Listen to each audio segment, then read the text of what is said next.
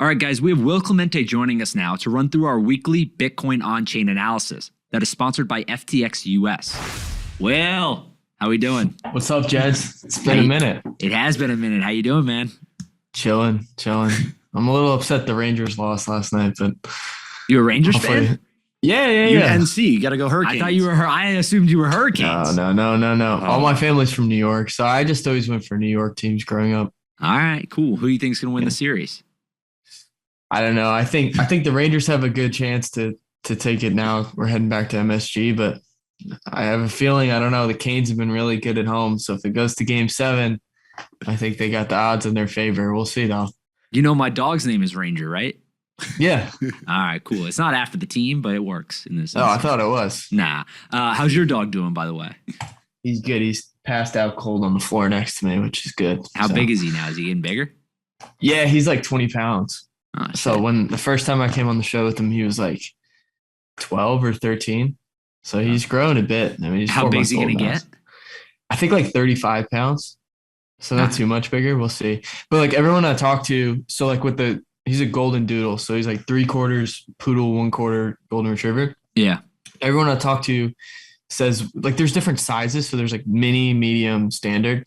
And everyone's like, yeah, I got a mini and ended up being 60 pounds. And some people get the standard, which is supposed to be the 50, 60 pound one, and ends up being 20, 25. So I don't really know what to expect. We'll see. But at the rate he's growing, I'd be surprised if he got much bigger than like 30, 35 pounds. Yeah, I feel like you want him. That's like the perfect size. That's not too big, but you can still bring him around and stuff. Just a couple of dads chatting it up over here.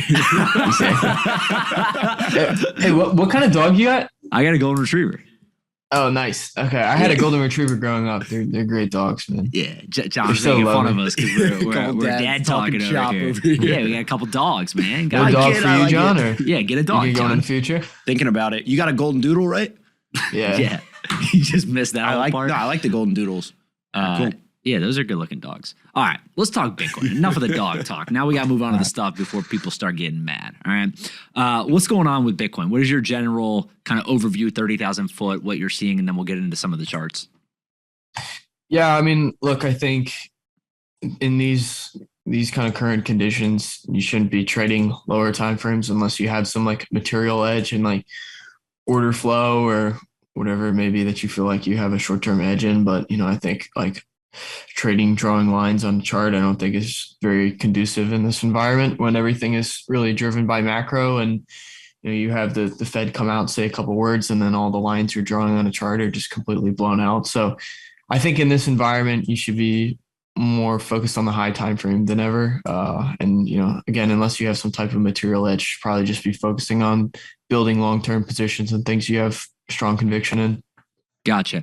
So let's start with some of the charts. I'd love to start with the one that talks about the price drawdown from the all-time high. What are you seeing here? Sure. Yeah. I mean, this is a pretty straightforward chart. It's just telling you the amount of, price drawdown from the previous all-time high. As you can see, we're currently 57% down from Bitcoin's all-time high in November of last year. Historically, we've seen Bitcoin get as low as 80% down from its all-time highs. We saw that in 2012 when Bitcoin drew down 90%, which is pretty gnarly. I mean, I can't imagine, owning Bitcoin back then when you have no price history whatsoever saying that, it's recovered. That was after the first major run up in price. So, those people had incredible conviction that held down 90% or were adding there. You had a drawdown of over 80% in 2015 as well as 2018. And then the other largest one was in March of 2020 when it drew down almost 80% from its previous high. So currently, we're down pretty substantially, but in Bitcoin terms, we by Bitcoin standard, I should say, we could potentially see, much lower drawdowns. But I guess the caveat to that would be we didn't reach that level of explosive upward moves in price that a lot of people, including myself at the time, we're anticipating heading into the end of 2021, and we kind of got that cap off and rounded top in price that didn't translate to the historical kind of parabolic blow off top that we've seen in previous market cycles. So I think there's potentially argument to be made to say, well, because the top wasn't as explosive, perhaps we don't have that, extreme 80% drawdown. If that were to take place, as it has in the previous three, major cyclical drawdowns, that would put Bitcoin at like 12 to 14K if we went down 85% peak to trough. So I don't know. I personally we'll get to that in a moment as to where I'm seeing value, but I think there's a somewhat of a strong case to be made that because we didn't see that parabolic price action to the upside, perhaps we don't see as much of a reflexive, capitulation bottom to the downside. Yeah, that makes sense. And I'd love to talk more about that through the next few charts, but let's move on to the monthly returns chart that you sent over. What are you looking at here? Yeah, it's just kind of just going off the last one of showing you peak to trough drawdowns. This is just showing you the month over month change in price. So as you can see, this is one of the worst monthly performances of BTC in its history, only dwarfed by a couple of those times that we discussed a minute ago, including 2018, March 2020, summer of last year, some of the obvious ones you'd expect. Gotcha. And then when we move on to the following one, which is looking at, I can't necessarily even read this at the top left, but it looks like Bitcoin over US dollar, right? Yeah. What are you looking at here? Yeah, I was just showing like short term, we're just literally ranging, going sideways. So, nothing too exciting. I mean, you have like some short term traders that will look to just, buy the bottom of the range, short the top of the range. I mean, maybe that's the type of, trading that you find conducive for like scalper type of entities, but that's not the type of trading, again, that I'm looking to do in this type of environment.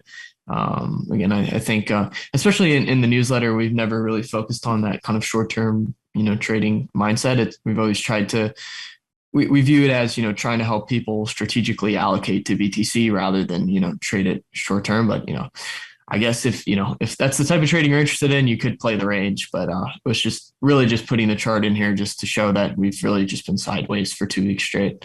Well, I think we have a good meme to the here next too. meme. Yeah, I was gonna say I think we have a good meme to prove your point around this. States, you're such a dumb animal. Aren't you directionally trading a brighten ranging up the newsletter. Yeah, that's an amazing one. Did you make that? No. Well, I would send that to Elon. I got a feeling that might be posted. That's a good one. A pretty solid one. Yeah, I like that one. All right, let's move on to the next chart. I will say, before I like this one meme I saw. It was hard times create strong memes create good times. Good, like the fourth turning, but with memes instead of men. I think it's true. We're seeing some pretty solid memes come out of this bear market. Yeah, people have more time. They're not just posting price updates all the time. Exactly. they have the ability to go make more memes, which is good. Exactly. All right, so let's zoom out and look at Bitcoin over a longer time frame now, which is this next chart that you have. Talk me through why you think it's important now to zoom out and look at some of this stuff from this angle. Yeah, I think, I've been in this market for 2 years now. As of the next, in a week, it'll have been 2 years, my anniversary or whatever of getting into BTC. And I think like my mental framework of how I've approached the market has evolved a lot in that time. And I think one thing that I've learned from just a high level is, not overcomplicating things. And I think it's really boiled down to me to value and momentum. And this is like a mental framework that my buddy Avi from Golden Tree introduced to me about 5 or 6 months back. And it's really kind of, set home with the way I've approached the market now. And I think like, from a high time frame perspective, you can set, 2 thresholds for yourself, one being momentum and one being value. And so that's kind of how I outlined the remainder of the newsletter this week. So we'll start with the momentum side. Obviously, we're well below a lot of these momentum thresholds, but just saying this is where I'd be looking to get active as a momentum market participant in, theoretically, if we were to get up to some of these areas. So first, we're starting with the 180-week exponential hold moving average. So this is a moving average that essentially just has more weighting to recent price action. Whenever the oscillator is increasing, so whenever the moving average is increasing, it's green, and whenever it's decreasing, it turns red. It's pretty simple. And so it's basically a good high time frame kind of momentum or trend following indicator to look at. And so as you can see, whenever this flips red, it's not good. You'll see before 2018. And I posted this a few weeks ago when we were at like 36K the first week that we flipped red. I was like, yeah, this is not great from a momentum perspective. We're flipping bearishly in that regard. And since then, we've seen some continued downside. And so again, that sits around like around 47K. That's kind of the area of confluence I've highlighted across all these things. So we'll go through a few more from the momentum side, but that kind of sits around 47K, where I'd be looking to theoretically get active as a momentum market participant, but still, sitting well below that. Gotcha. And is there any indication around how long those time periods last historically? I mean, I don't think we have like three time samples from going back in the rest of this chart. So I think it's difficult to like look at 3 sample size and then make any conclusions going off of that. So I would just say, instead of looking at time, just look at the action of what's being, told by the chart. That's why we bring you on, because you're smart. All right, let's talk about the chart here that has the 2022 yearly open marked on it. Yeah, again, this is just kind of somewhat of a psychological level. People look at yearly open. The 2022 yearly open is at 46,200. We kind of deviated above that and got, faced a lot of resistance when we had that push up to around 47K in April. That was also a confluence of rejection from the previous chart we looked at, where we had a failed underside retest of that as well.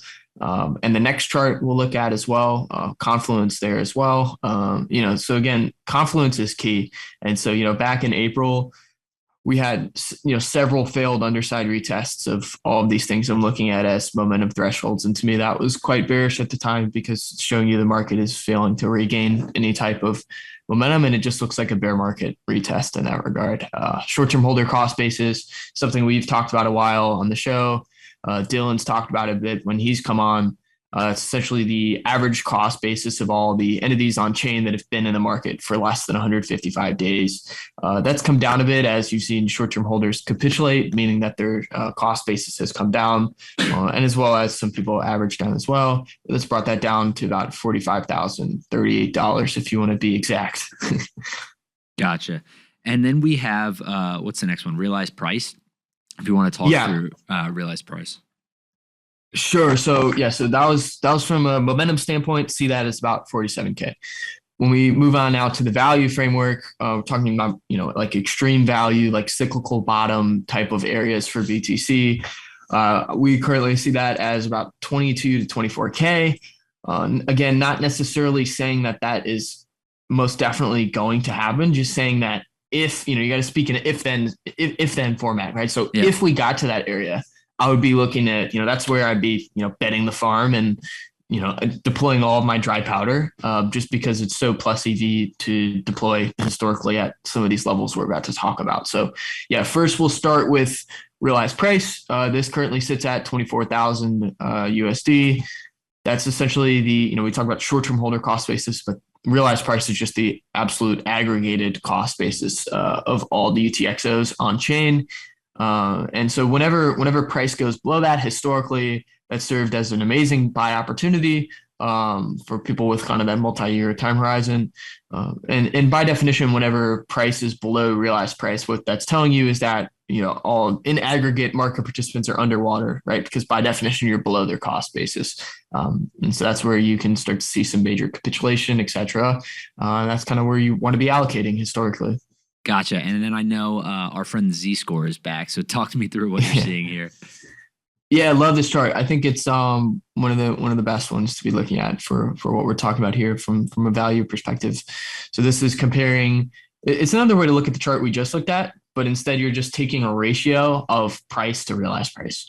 So whenever market price gets below realized price, by definition, market participants are underwater in aggregate. And so that's when you get into that green zone at the bottom. So if Bitcoin's price was to go below that realized price around 24,000, then that oscillator would move down into that green zone. The green zone historically has marked basically generational buy opportunities for BTC.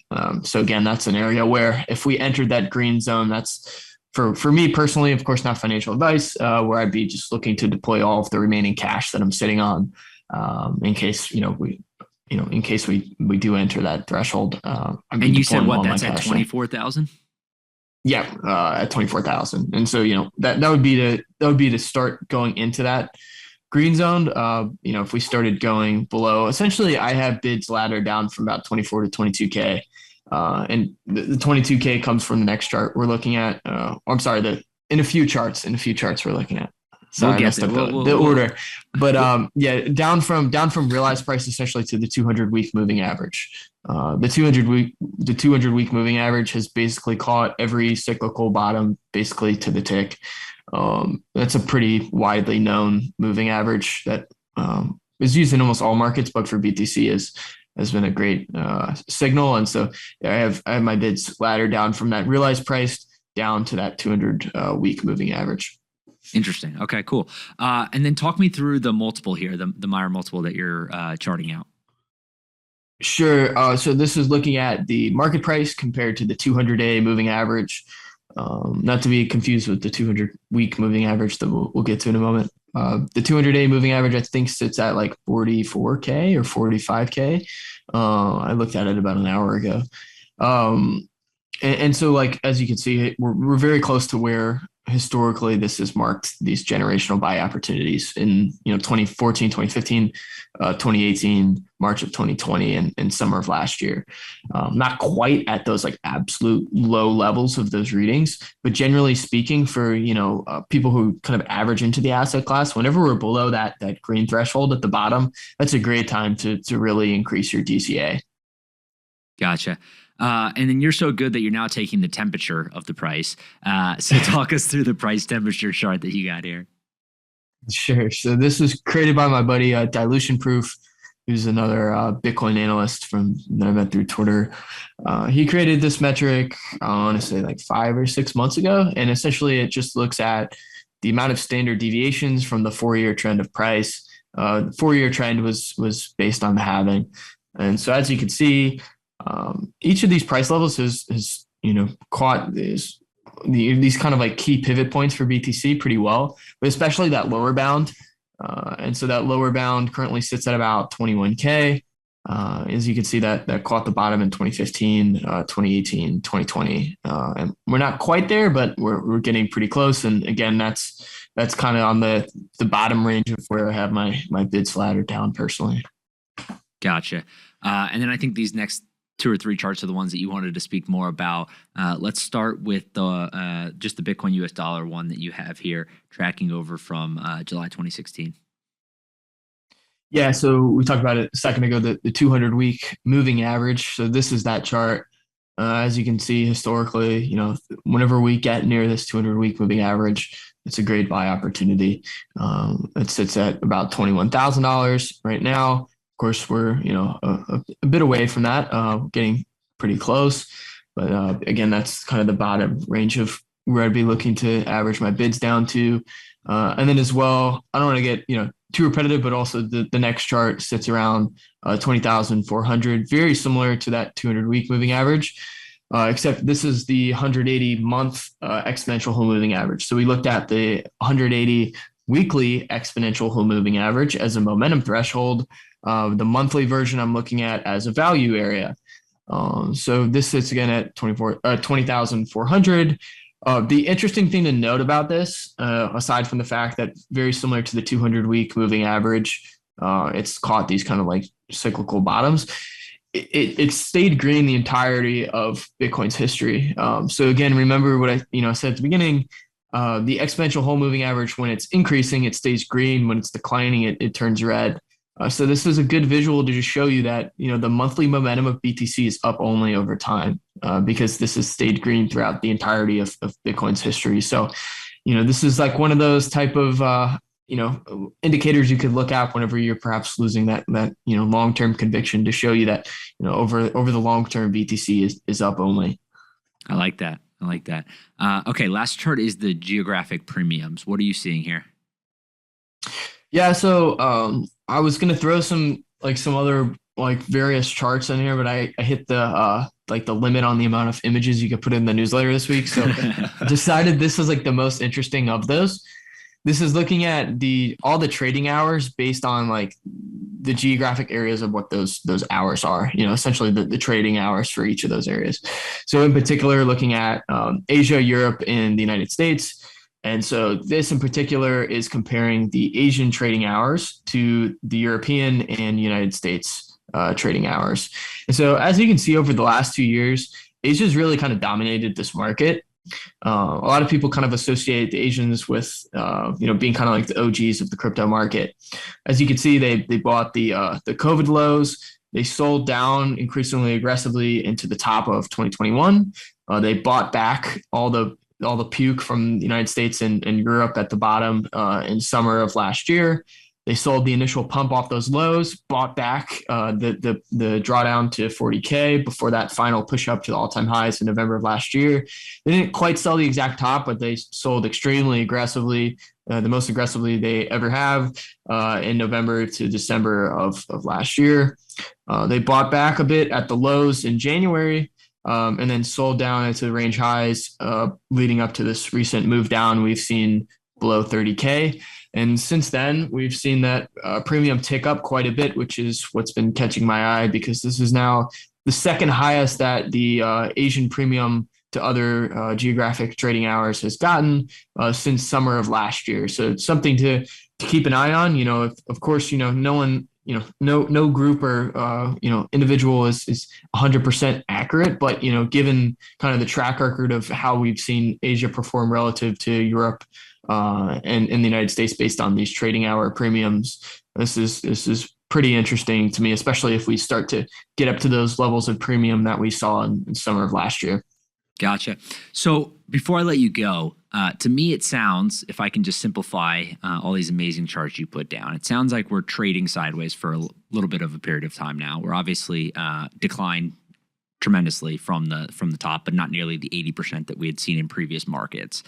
And based on all of the charts and all the things that you're seeing from the 200-week moving average, 200-day moving average, whatever it is, if it gets to 22, 24 kind of range, that's when you, as a long-term holder and a long-term buyer, someone that's dollar cost averaging into the asset, that's when you would get more aggressive. Is that kind of a fair way to look at this?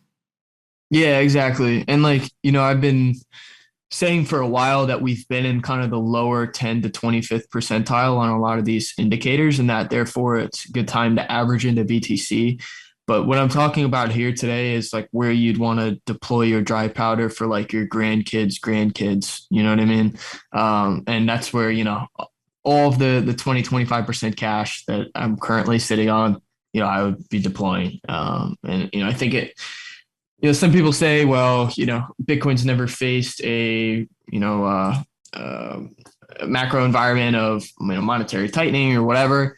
I think, at the end of the day, you have to just, make plus EV decisions. And historically, these have been great areas to allocate historically. So, that's where I'm placing. That's where I'm going to be placing my bets, and we'll see how it plays out. But that's kind of my view. And I think, macro's been in the driver's seat now for several months. The liquidity tide's been pulling back. And with that, Bitcoin's been just trading tick for tick with the NASDAQ. We've seen Bitcoin's correlation to the NASDAQ hit an all-time high last week on the 3-day correlation, which, you don't love to see, right? Because I think we all would love to see BTC be that uncorrelated asset. We all believe it is.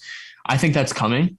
I just think, at the end of the day, you have kind of these short-term correlation periods, which are, somewhat spurious maybe for a few months. But then, over the long term, you have this adoption curve that, lasts for the last, 10 years or so, and is going to continue out into the future. And that almost acts as a floor that continues to push up and up and up over time. And I think what's going to happen over the next, call it 6 to 12 months is for BTC to find a bottom, in a disgusting macro environment.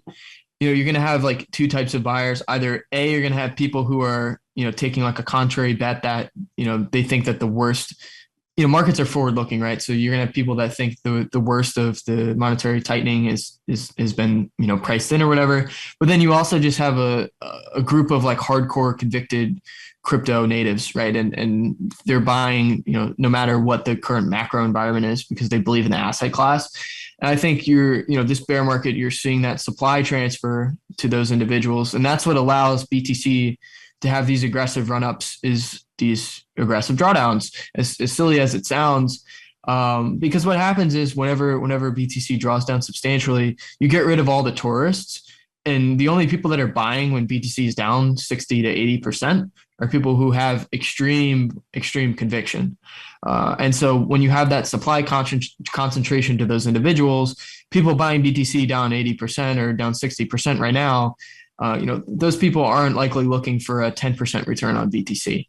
And so, they're looking for several multiples to the upside. And that's what really allows that supply concentration for BTC to run back to the upside. And I mean, that's, we're seeing that in certain measures, but, just from not even looking at the data, it's just like logically, like how Bitcoin has been able to have these big exponential runs. And so, yeah, I would say, I wouldn't place, your entire thesis on Bitcoin if you have conviction on what the current environment is, macro wise. I think you look at some of these things and you just say, historically these have been plus EV areas to allocate. And, it's almost like, okay, I'm either going to buy here or, things are going to be different than they ever have. And I think it's dangerous to say like this time is ever different necessarily, because like the human psychology is always going to stay the same. Like at the bottom, it's always going to seem like it's never going to stop going down. And at the top, it's always going to seem like it's never going to stop going up. So that's a little, I guess, rambling to wrap it up. Obviously macro is important, but just saying, I think, it's at some point you have to just look at these areas which have historically been super attractive and kind of put your balls on the chop block. I like it. That was very impressive. Thank you for helping us out today with the charts. I enjoy your email as always. Where can other people go sign up for your email and follow you on Twitter to make sure that they're getting this stuff immediately? Sure. No, thanks for having me on. I know we ran a little over on time when you guys usually end because I was running last minute with the newsletter. So appreciate you accommodating, letting me on. If you're interested in the newsletter, you could go to blackwardintelligence.com. My Twitter, I guess, is up on the screen. And yeah, I mean, looking forward to keep coming back on. I know I haven't been on in a few weeks. I was messing around. I was at the beach twice and then I was back home. So I'm glad I'm finally back on with you guys, and looking forward to seeing you again next week. Hey, you, did you like this video? Great. We make 5 of them a day and post them here on this channel. Make sure you're subscribed, like the video, and see you next time.